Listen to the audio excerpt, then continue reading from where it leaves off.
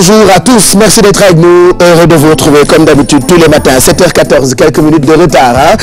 sunu ginaar gee biddanti tey xam nga yenn saa yi nga def sa réveil mu di bu biddanti wala nga am sa ginaar sax mu nelaw biddanti yooyu yëpp dafay faral di am mais bon ndok on est là fas yéene leen gunge fii ba 10h ci télévision Futurs Médias comme d'habitude boole yi leen di jëriñ ak yi leen di bégal mën ngeen a bokk ci émission bi yooyu defe naa daf may intéressé parce que bëgg naa ku ci xëy boo wootee ñu bégal la ba nga békk ci yeewu leen matinal bi nga xamee ni moo leen di gunge ci suba gi yëpp alors comme d'habitude ñu àndandoo ci ak yéen tey ji nag tombé na ak mardi 9 septembre 2014 ñu defar suñu journée créé ko ba mu neex ñu jox leen léegi nii ce qui vous attend ci yeewu leen bu tey bi di ngeen am comme d'habitude horoscope de prière waxtu meesi ak ay info pratique yoo xam ne ni jëm na ci wàllu liggéey dañ ci àndandoo ak Kia qui est là ce matin comme chaque lundi ak mardi aussi ravissante. Merci Pape Cheikh. def ni tey passe wala robe la. ah combinaison d'accord. combinaison Samba man gis naa fi Madou ak Alfie ak Bijou. régleel xale bi ne régleel. dolli ma ci. merci. dolli ma ci. ça va. super et toi. bien dormi bien réveillé. oui en pleine forme. beaucoup de mails qui nous attendent tout à l'heure. comme tous les jours Voilà. comme tous les jours. ok comme ça ngeen jóg ce sera pour léegi nii dans quelques minutes alors tey comme chaque mardi Mado nous retrouve on parlera bien-être et xam nga d'habitude bu tàngaay jotee dafa am yu ñuy digle selon li nga war a xeeñ ñoom parfum ñoom déo ak ñoom stick est-ce que am na différence ak naka la ñu war a defee ñoom parfum ñoom déo ñoom stick comme j'ai dit tantôt pour quand même bañ a am voilà xasaw yenn saa yi mu yëg kaar jàpp ci mbay mi ki toog ci suuf da nga koy rey yooyu il faut éviter tout ça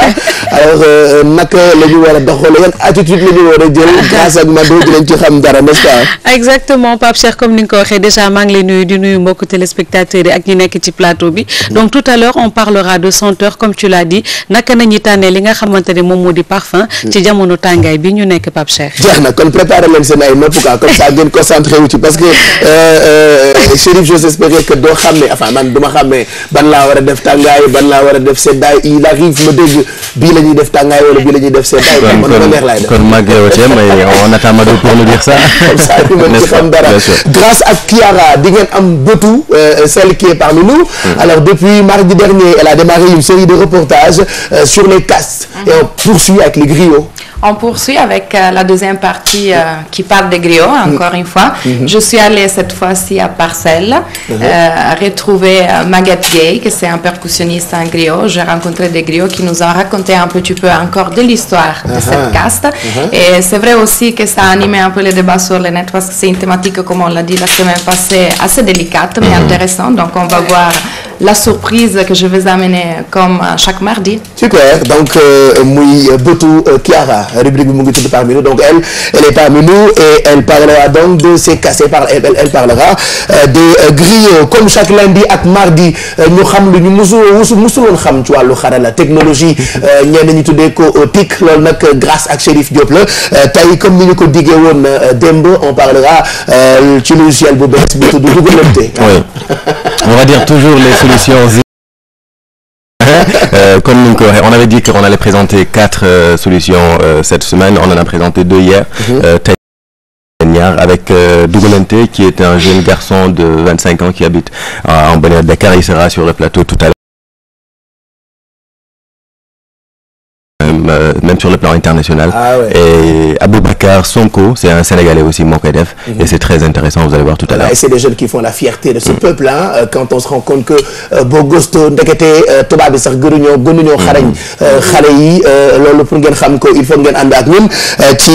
partie bi ñu jagleel lépp lu jëm ci wàllu xarala bu ca kanamee lay doon ak Chérif Diop. Alors côté cuisine, Alfie nous propose ce matin comme d'habitude de la bonne bouffe li xale yi réew yi di wax il y aura de la bonne bouffe aujourd'hui, de la bonne bouffe. Alors qu'est-ce qu'on propose ce matin? Tarte à la pomme, n'est-ce pas? Tout à fait. ci kanam ñu réaliser suñu tarte pomme wan leen yan technique ngeen di utiliser pour mën ko defar seen kër très facile. pour mën a taxte sa pomme waaw pour mën a taxte sa pomme. alors xibaar yi itam da ngeen koy am en temps réel fii ba 10 heures déjà 10 heures di ngeen àndandoo ak Léa Soukeyna Ndiaye xibaar yi lay doon ci nasaraan lu ko jiitu Mamadou Mouhamed Ndiaye pour la revue de presse ce sera vers 9h30 on aura un invité comme d'hab un artiste viendra wéyal ñu quand même comme ça ñu mën a yeewu juróom-ñetti waxtu xibaar yi lay doon ci wolof dañ ci àndandoo ak Fatima Ba waaye du ko jiitu léegi la ñuy àndandoo ak moom Fatima naka suba si. ça va. nga fanaane ça va alhamdulilah ma mat géej géeju fajar mos nga def géeju fajar après naa la jox gu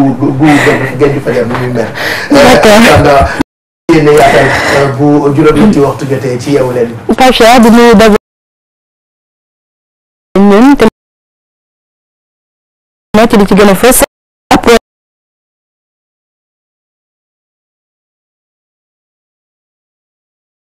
xoolu ko waa ji mujj ñàkk bakkanam waaye bi mu yegsee ca l'hôpital ñu xool ko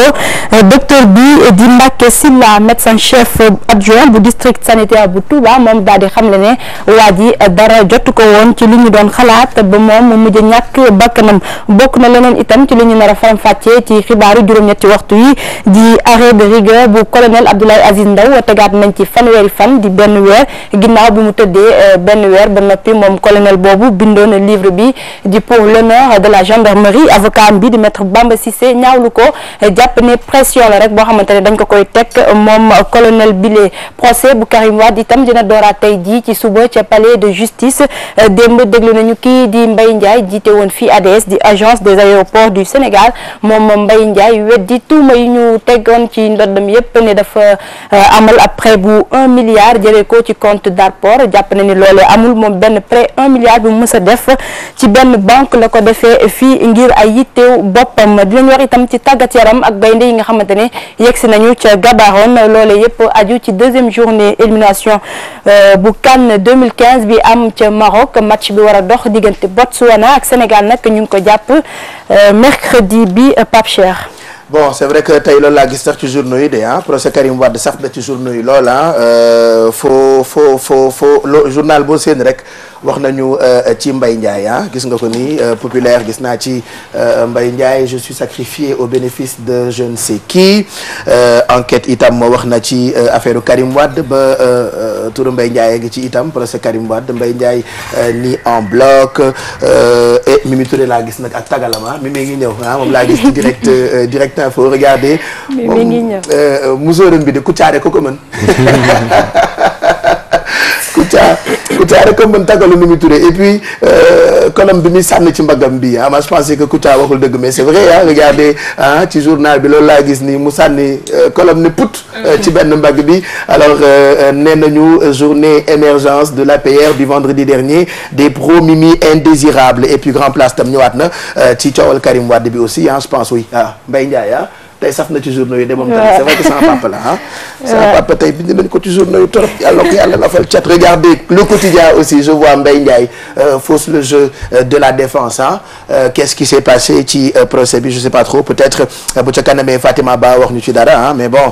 j'ai vu aussi ay mauvaises nouvelles de li nga njëkkee noonu affaire Ebola bi gis naa ci affaire bi ñu ngi ci bëgguma ko woon lire sax parce que man ay bëtu gar mi laa su ma gisee journal ñu bind lu doy waar je lis même pas quoi je vous montre ça sans pour autant ma wax leen ko ñu ne le Cap-Vert isole le Sénégal bon seen affaire la de toute façon man dew ma Cap-Vert allez Fatima Ba kon bu ca kanamee ñu àndandoo ak yow 8h lay doon ci xibaar yi ci wolof sinon dans quelques minutes ñu fekk la fi nga taxaw bu ko defee nga wax ñu naka la jaww ji di mel tey ci bis bi di 9 septembre 2014 tout de suite à propos des journaux on va proposer le menu du quotidien L'Observateur de ce mardi 9 septembre 2014 alors gis ngeen ko ni une baa ngi comme mënuma ci wax tungu ne du teew ñu natal retrouvons la rédaction de ce quotidien pour le menu. Pape Cheikh Diallo, bonjour. Aujourd'hui, pour la une du numéro 3290 de L'Observateur, nous allons parler d'une affaire de détournement et recel de riz avec la famille de Aziz Ndiaye au cœur d'une affaire de riz volé. Le frère du promoteur a été déféré hier avant de bénéficier d'un retour de parquet. À l'origine, une histoire de détournement d'une centaine de tonnes de riz. Aziz Ndiaye et son père ont même été entendus par la DIC dans le cadre de l'enquête concernant cette affaire. Autre sujet, comment le nouveau plan de sécurité de Dakar a été élaboré? C'est la grande question. Et Abdoulaye Diop nous donne la réponse. Abdoulaye Diop, c'est le commissaire central de Dakar et chef du service régional de sécurité publique. Il nous livre dans un entretien les secrets de la stratégie déroulée pour mettre la capitale à l'abri des délinquants. Autre entretien, Pape Cheikh, cette fois-ci avec Amara Traoré.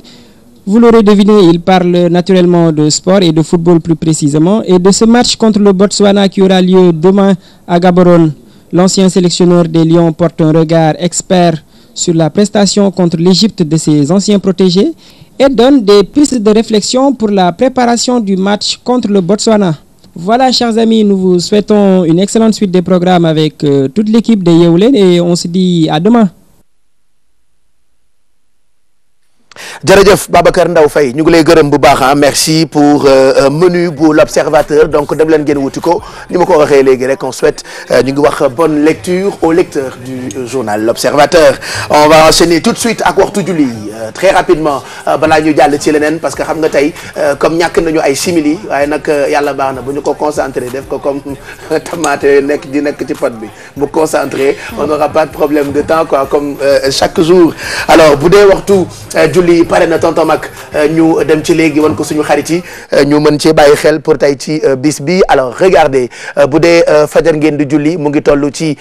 5h47 bu dee tisbaar mu ngi toll ci 13h08 bu dee takkusaan mu ngi toll ci 16h25 bu dee timis mu ngi toll ci 19h22 gée mu ngi toll ci 20h25 julli fajar 5h47 tisbaar mu ngi toll ci 1h08 takkusaan mu ngi toll ci 4h25 timis mu ngi toll ci 19h22 gée mu ngi toll ci 8h25 jërëjëf Alfi ci sëgg bi parce que fi nga taxawee laay liire quoi ci jàngu yi maanaam heure messe yi ak suñu mbokku chrétien yi cathédrale en semaine am na messe 7h vendredi am na 7h30 ak 18h30 dimanche am na messe 7h30 ak 18h30.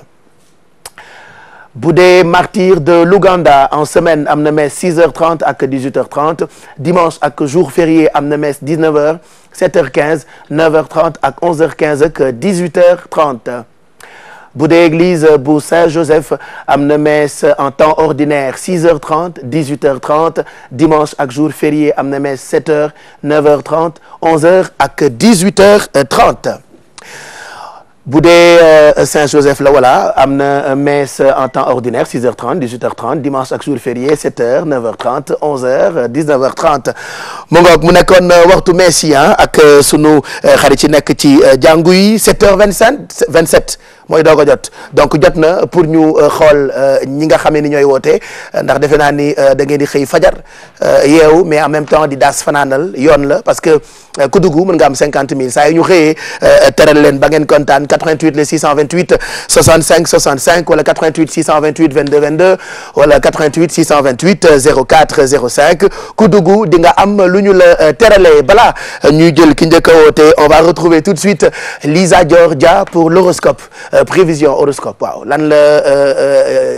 si ñu wax tey dañ ci ànd ak Lisa tout de suite.